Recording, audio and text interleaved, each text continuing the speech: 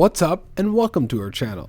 I'm Mr. Delicious and today we're doing a Salton Induction Cooktop review, and we're also going to take a look at how to make the best grilled cheese that you've ever had.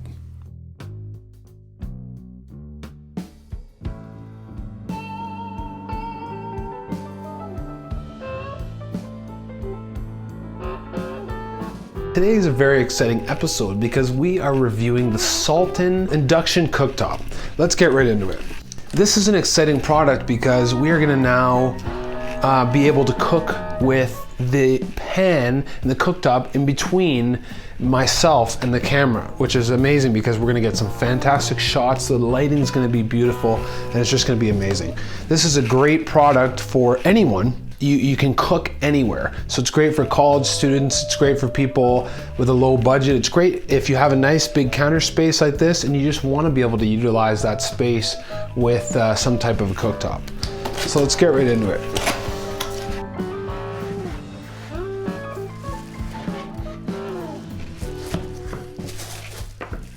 Upon first checking it out, it's very beautiful. It's a nice looking unit.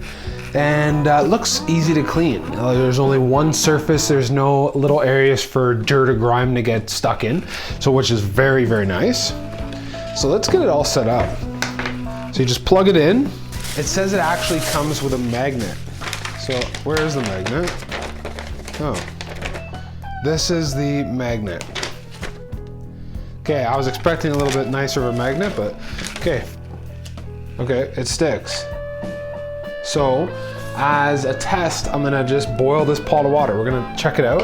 Oh, maybe it says the degrees. Okay, so the mode changes, like level 10, power mode. You can do the mode here, that's level 10. And you can press mode again. You're 465 degrees Fahrenheit.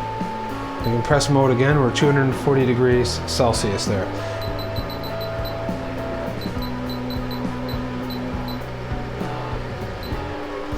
I have it on number 10.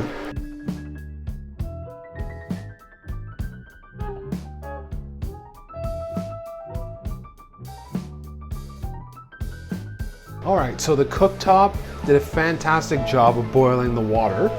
And but we did notice that it was a little bit loud. It has a fan built into it, and it is actually quite loud. If you can't hear it right now, it's beeping at me right now currently too. So I'm gonna get my pan on the cooktop and we're gonna start making an amazing grilled cheese. So I'm gonna start with a nice piece of butter. We're gonna throw that in our pan. And I'm gonna get apples, Granny Smith green apples. If you can hear the cooktop right now, it's the fan's actually quite loud.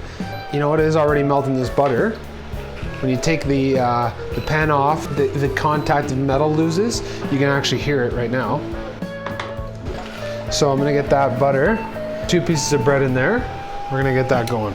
Then we're gonna get a couple apples here. I want perfect 1/4-inch slices for this, so I found the best way was to use my food processor.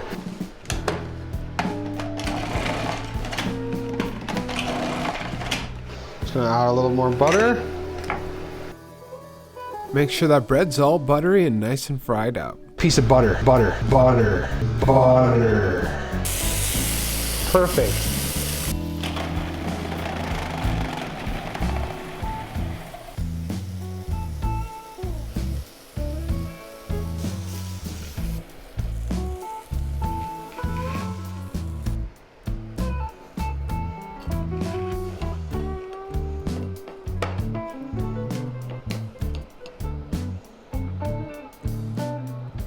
So now we're gonna butter up the pan and we're gonna add our beautiful apple slices to the pan. We're gonna get those cooking a little bit.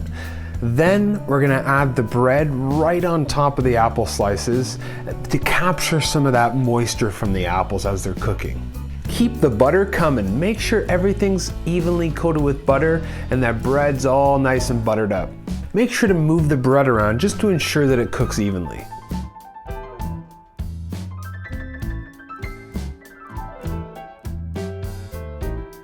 Now we're gonna add the cheese. Marble or old cheddar goes perfect with Granny Smith apples. go ahead and place the apples on the cheese. Then what we're gonna do is flip it over and allow that cheese to melt all down and seal it right in and just cook it for a few extra minutes. So all in all, the cooker was really awesome. It does have a loud fan, and obviously you can get really greasy on the surface of it quickly. We're gonna see how it is to clean soon, but it definitely can make a good grilled cheese.